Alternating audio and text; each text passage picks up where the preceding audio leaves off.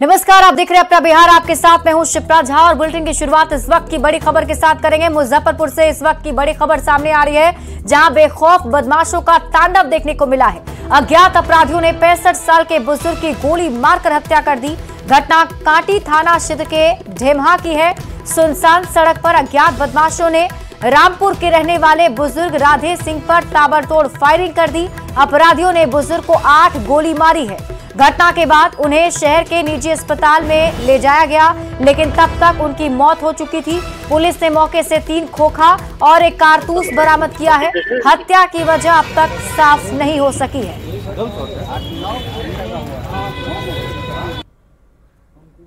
हम तो अभी ड्यूटी से आ रहे हैं तो हमको फोन गया है से गोली लग गई, तो हम वहाँ से अभी आए हैं तो देखे हैं तो अभी 8 गोली इनको लगा हुआ है। ठीक है। कौन जगह घटना घटी है? ये ढेमहा चौड़ी में घटी है। कहाँ के रहने वाले थे? ये रामपुर लक्ष्मी के रहने वाले हैं। कितना गोली लगा? उनको 8 गोली लगा। अच्छा, क्या काम करते थे? ये काम ये कोर्ट में आते जाते थे। और इस खबर के बाद कई सारे सवाल है जो उठ रहे हैं। सवाल ये कि बुजुर्ग की हत्या आखिर क्यों की गई। सबसे बड़ा सवाल ये है कि क्या बदमाशों में पुलिस का खौफ नहीं है, क्योंकि लगातार जो बदमाश है उनकी तरफ से ऐसी घटनाओं को अंजाम दे दिया जाता है और खुलेआम वो घूमते रहते हैं। सवाल ये कि बेखौफ बदमाशों पर नकेल आखिर कब कसी जाएगी, क्योंकि बुजुर्ग की हत्या कर दी गई है। बताया जा रहा है कि सुनसान इलाके में अज्ञात अपराधियों ने बुजुर्ग की हत्या की। सवाल ये बनता है कि क्या बदमाशों में पुलिस का खौफ नहीं है। बेखौफ बदमाशों पर पुलिस ने नकेल कब कसी।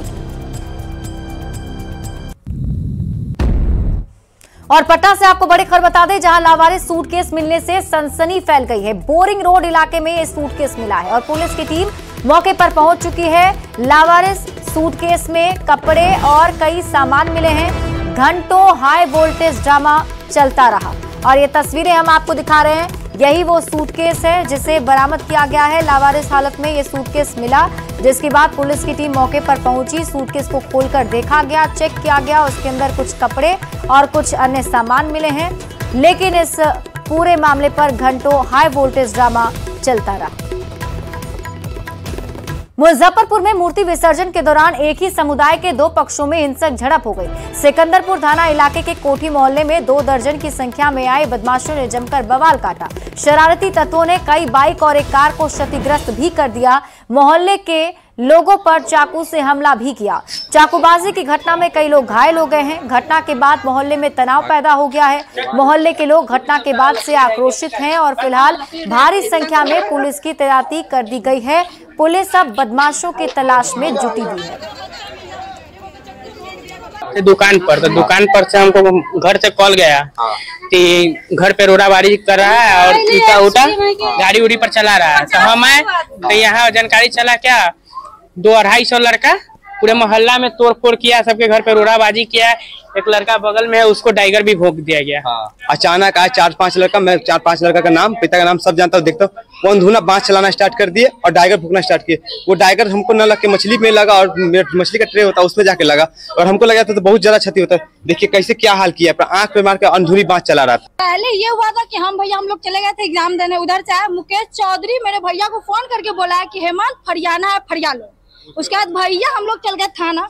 हम लोग सुबह से उधर ही है, थाना गए। थाना पे हम लोग से उधर से सारा आदमी भेज के इधर मारा। मेरी बहन जान रहा है कि घर यही है हेमंत साहब का। मेरी बहन आई बोलने की स्कूटी पे क्यों मार रहा, लड़का लोग उसको दौड़ा के मारने लगा। ये मूर्ति विसर्जन को लेकर 2 पक्षों के बीच में मोहल्ले के कुछ लड़के जो है शरारत तत्व जो झगड़ा किए थे और उसमें आज उन लोग ग्रुप मोहल्ले में कुछ गाड़ियों का नुकसान पहुंचाए हैं।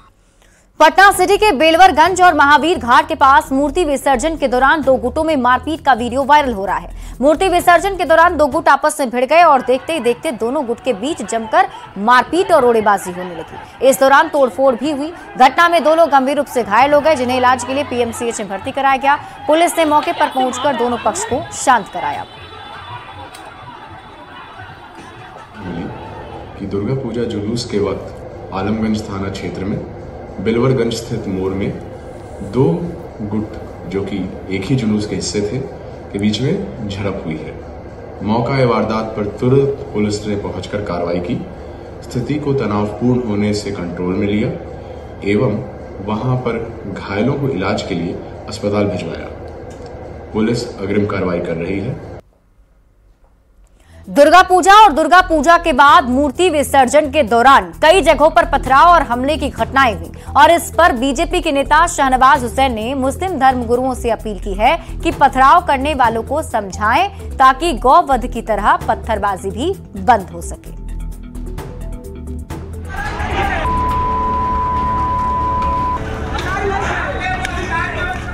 आरा में पथराव, बेगूसराय में हमला, सीतामढ़ी में तनाव और बेतिया में प्रतिमा खंडित होने के बाद जमकर हुआ बवाल। ये सब कुछ महज 2 से 3 दिनों के अंदर हुआ है। दुर्गा पूजा के बाद मां दुर्गा की प्रतिमा विसर्जन के दौरान कई शहरों में सामाजिक सौहार्द बिगाड़ने की कोशिश की गई। प्रतिमा जुलूस पर हमले के साथ पथराव किया गया। अब सवाल उठ रहा है कि कौन कर रहा है माहौल बिगाड़ने की कोशिश और हिंदू त्योहारों में ही बवाल क्यों?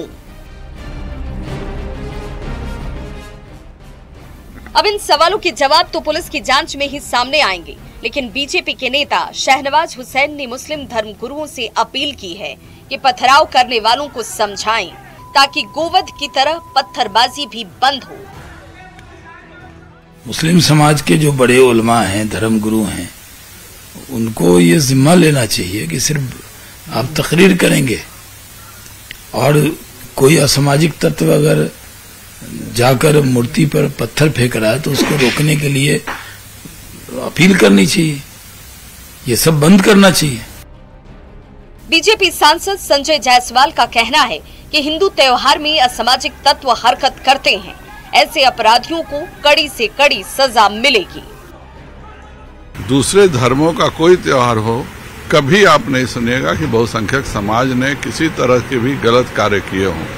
तो जो इस तरह के अपराधी हैं, सरकार को शीघ्र उन सबको गिरफ्तार करके कड़ी से कड़ी सजा देनी चाहिए। दुर्गा पूजा के बाद मूर्ति विसर्जन के दौरान हर साल बवाल की खबरें आती हैं। सवाल है कि मूर्ति विसर्जन के विवाद का क्या है इलाज और बिहार में कौन कर रहा है माहौल बिगाड़ने की कोशिश। न्यूज़ 18 के लिए दिल्ली से अमितेश सिंह के साथ ब्यूरो रिपोर्ट।